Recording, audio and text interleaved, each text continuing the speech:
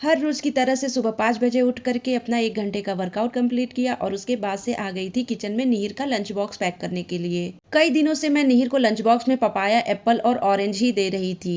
हर रोज की तरह से मैंने पपाया और एप्पल तो दिया ही था, लेकिन ऑरेंज को आज मैंने कीवी से रिप्लेस कर दिया था और कीवी तो मुझे बहुत ही ज्यादा पसंद भी है। जब भी मैं फल लेने जाया करती थी कीवी लेना कभी नहीं भूलती थी, लेकिन इस बार ऐसा हुआ कि मैंने महीनों से कीवी खाई ही नहीं थी। आज के पहले मेरा निहिर तो कीवी कभी खाया ही नहीं था। अब पता नहीं मेरे निहिर को ये फल कैसा लगेगा।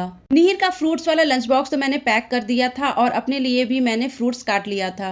निहिर को ब्रश करा करके नहलाने के बाद से मैं आ जाती हूँ सीधे किचन में, क्योंकि मुझे बनाना होता है निहिर का लंच बॉक्स। मैं और मेरे हस्बैंड दोनों ही मिल करके निहिर को स्कूल के लिए रेडी करते हैं। अब निहिर के पापा ने उसको स्कूल ड्रेस पहनाया था, तो हमेशा की तरह से मेरी ड्यूटी थी निहिर के बालों को बनाने की। जब से निहिर पैदा हुआ है तब से मैं निहिर के बालों में हिमालय का ही बेबी हेयर ऑयल लगाती हूँ।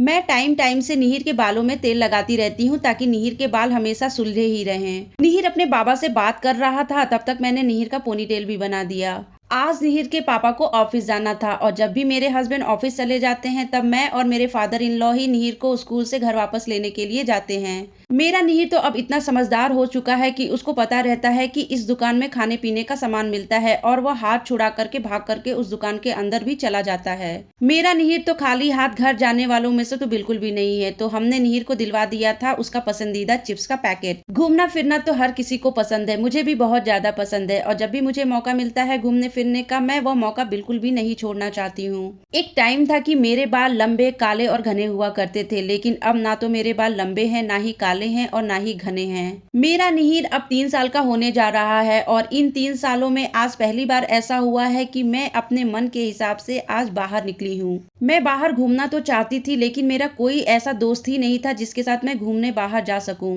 मेरी पड़ोसन ने जैसे ही मुझे ऑफर किया कि गरबा देखने चलना है क्या, मेरा तो बहुत ज्यादा मन था। फिर मैंने अपने हस्बैंड से पूछा, अगर हस्बैंड सपोर्टिव होते हैं तो हम अपनी लाइफ वैसे ही जी सकते हैं जैसे कि शादी के पहले जिया करते थे। मेरे हस्बैंड को ये बात बहुत ही अच्छी तरह से पता है कि ये घर में रहती है और अगर ये घर से बाहर जाएगी तो इसको अच्छा ही लगेगा, इसलिए हस्बैंड ने बोला कि तुम जाओ, मैं निहिर को संभाल लूंगा। हम दोनों के अलावा भी कुछ लोग और भी हमारे ग्रुप में थे जो कि अभी आए हुए नहीं थे। वैसे गरबा के लिए हमने टिकट पहले से ही बुक कर लिया था।